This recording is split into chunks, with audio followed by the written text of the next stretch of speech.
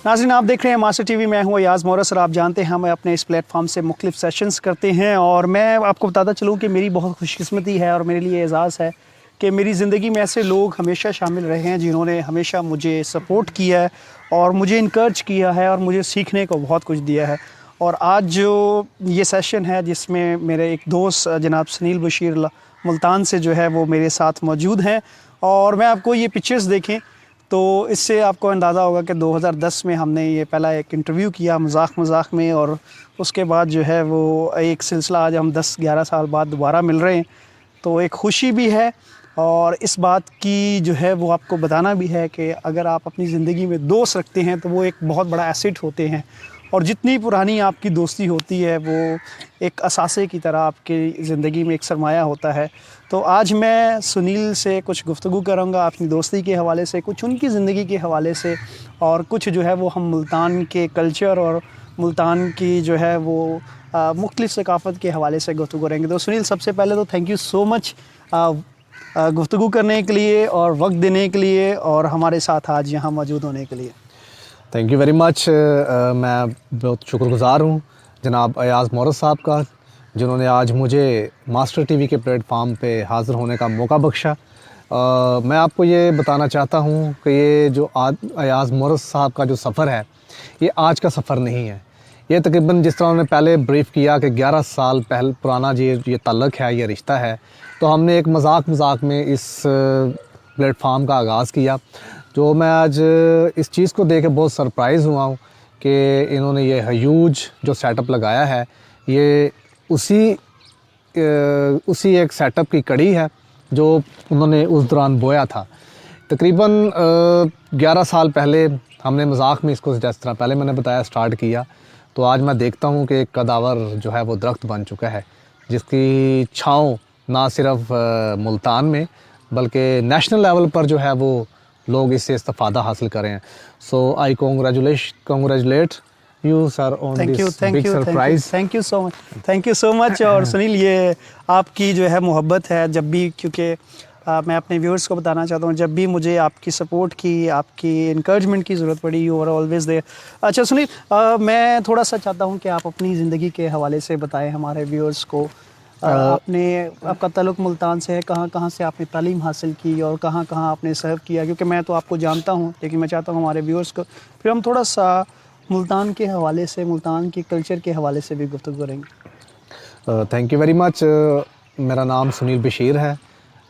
मैंने अपनी स्टडी का आगाज़ Saint Joseph School Bishop House Multan से किया और वहाँ से होते होते मैंने मास्टर पॉलिटिकल साइंस में किया, और इसके साथ साथ मैंने मुल्तान बिशप हाउस में कैटेकेटिकल सेंटर में एज ए डायरेक्टर अपनी खिदमत सर अंजाम दी 7 साल तक। इसके साथ साथ मैंने मुल्तान डायसिस की 2 सेमिनरियों में, सेंट जोसेफ माइनर सेमिनरी और ऑबलेट हाउस में मुझे खिदमत करने का मौका मिला, जहाँ मैं ब्रदर्स को मैंने तकरीबन 2-2.5 साल पढ़ाया है।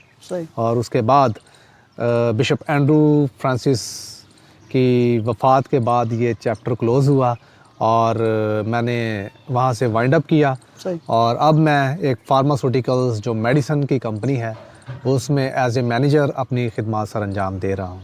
सही। सुनील, जैसे मैं क्योंकि आपको जानता हूँ, आप जो है जैसे आपने बात किया, सच यंग एज से ही आप बड़े एनर्जेटिक थे, मुख्तलिफ एक्टिविटीज़ में हिस्सा लेते थे। चलो वो डायसिस में तो क्योंकि आपकी एक रिस्पॉन्सिबिलिटी भी थी, लेकिन इसके साथ साथ आपको लिखने पढ़ने का, इंटरफेयर डायलॉग का, लोगों के साथ मिलने का, जो मुल्तान जिसके मुतालिक मशहूर है, ये औलिया कराम का शहर है। जी। तो ये कहीं जो नेचर, हंसी मजाक और ये मिलनसारी का जज्बा, ये मुल्तान के कल्चर की वजह से, इस धरती की वजह से है। डेफिनेटली ये जो प्यार, ये मोहब्बत है, ये मुल्तान ही की बदौलत है, क्योंकि मुल्तान जो है वो सूफ़ियों का शहर भी कहलाता है। जिस तरह आपने पहले बताया है कि औलिया कराम का शहर इसे कहा जाता है, तो इसमें इसका एक अपना मजाज है, इसकी एक अपनी पहचान है, क्योंकि यहाँ पर तसव्वुफ़ की बहुत ज़्यादा जो है वो अहमियत को उजागर किया गया है, जिसमें मुख्तलिफ़ अंबिया कराम और सूफ़िया बुज़ुर्गान दीन ने अपना अपना किरदार अदा किया। तो मैं नाम भी लेना चाहूँगा, जिनमें बहाउद्दीन ज़िक्रिया मुल्तानी हैं, सही शाह शम्स तब्रेज़ हैं, सही। और दूसरे जो हैं वो भी इसमें सारे फरिश्त हैं। तो मैं यही आपको बताना चाहता हूँ कि इसका कल्चर जो है एक अपना कल्चर है, सराइकी कल्चर है, जिसमें मुख्तलिफ़ किस्म के लोग जो हैं वो बसते हैं। सही। तो जैसे आपने अपने बचपन का, एजुकेशन का बताया, तो ये जैसे हम देखते हैं नौजवानों में अक्सर कि वो अपने सोच में, विजन में बड़े जो है वो क्लियर नहीं होते, उनको पता नहीं होता जाना किस तरफ है।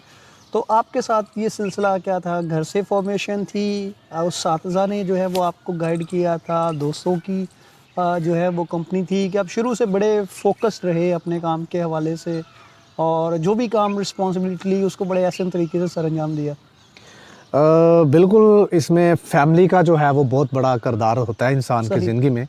तो मेरी शुरू से ही जो घराना था वो चर्च के साथ बहुत अटैच था। मेरे पेरेंट्स ने चर्च की खिदमत की, मेरी मम्मा ने जो है 25 इयर्स चर्च को दिए।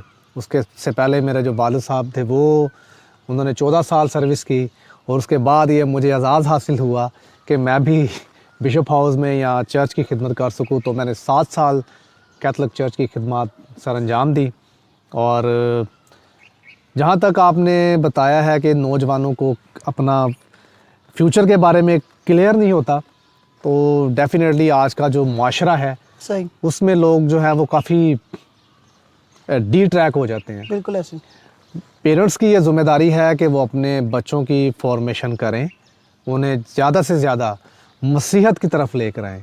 सही। अपने साथ वो एजुकेशन तो वो सारी ज़िम्मेदारी डाल देते हैं स्कूल के ऊपर स्कूल। कि जब बच्चा बड़ा हो जाता है तो उसको उसकी सारी रिस्पॉन्सिबिलिटी जो है वो स्कूल की है, वो ही उसको बढ़ाए, उसको फ्यूचर दे, उसको सिखाए।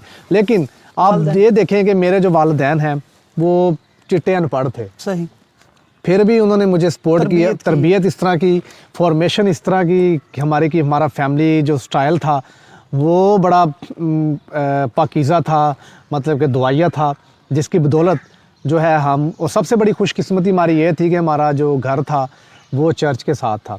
हम रोज़ाना सुबह भी चर्च जाते थे, मॉर्निंग जो मास होती है उसमें भी अटेंड करते। और दूसरी सबसे बड़ी बात, हमें खाना ही उस वक्त मिलता था जब हम प्रेयर करते थे। नाश्ता तब तक हमें नहीं देते थे हमारी वालदा, जब तक हम मतलब कि दुआ नहीं करते थे। तो दुआ का इंसान की ज़िंदगी में बहुत बड़ा किरदार होता है। और दूसरी उसके बाद पेरेंट्स की ये ज़िम्मेदारी है। आज हमारे नौजवानों को पता ही नहीं है कि हमने किस सिमत में जाना है। आप ये देखें कि हमारे नौजवान जो हैं वो मैट्रिक तक की बहुत मुश्किल पहुंचते हैं। अगर वो पहुंच जाते हैं उसके बाद उन्हें पता नहीं होता कि हमने क्या करना है, क्योंकि पेरेंट्स की कुछ उसमें इन्वॉल्वमेंट होती है, लैकिंग हो जाती है कि वो सही तरह उनको देखते नहीं जा रहे। और दूसरा, हमारी कम्युनिटी में जो एक बुरा कल्चर है वो ये है कि जनरेशन टू जनरेशन जो उनके पेरेंट्स काम कर रहे हैं वही जो है वो आगे ट्रांसफर करने का कोई उसको वो नहीं है माइंडसेट। हाँ, बिल्कुल ऐसी है, क्योंकि हमने एक जहन बना लिया है कि हमने 2-3 घंटे के लिए काम पे जाना है, उसके बाद हमने सारा दिन जो है इसी तरह ज़ाया कर देना है। जब तक हम अपने माइंड को चेंज नहीं करेंगे उस वक्त तक हम तब्दीली जो है वो अपनी नस्लों में जो है वो महसूस नहीं कर सकते। बिल्कुल सही। सुनील, मैं चाहता हूँ कि अक्सर जो है वो आज हमने आजकल सुना है कि नौजवानों की गैदरिंग्स, और आप भी जानते हैं, मैं भी जानता हूँ कि हम कोई अच्छे बैकग्राउंड से नहीं आए या को हम शुरू से इतने अच्छे नहीं थे, लेकिन एक दोस्ती होती है, एक आपकी विल होती है कि आपने अच्छे लोगों के साथ कनेक्ट करना है।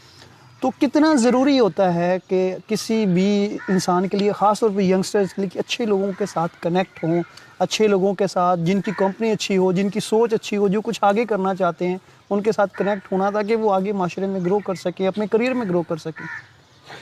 बिल्कुल सही आप कह रहे हैं कि माशरे का जो कनेक्शन है वो, इंसान बेसिकली जो है वो सोशल एनिमल है, और माशरे में रहते हुए उसे बेशुमार मसाइल का सामना करना पड़ता है। उसमें बुराइयों का भी जिक्र आ जाता है। उसमें अगर आप देखें कि हमारे जो इर्द गिर्द का माहौल है वो बड़ा असरअंदाज होता है।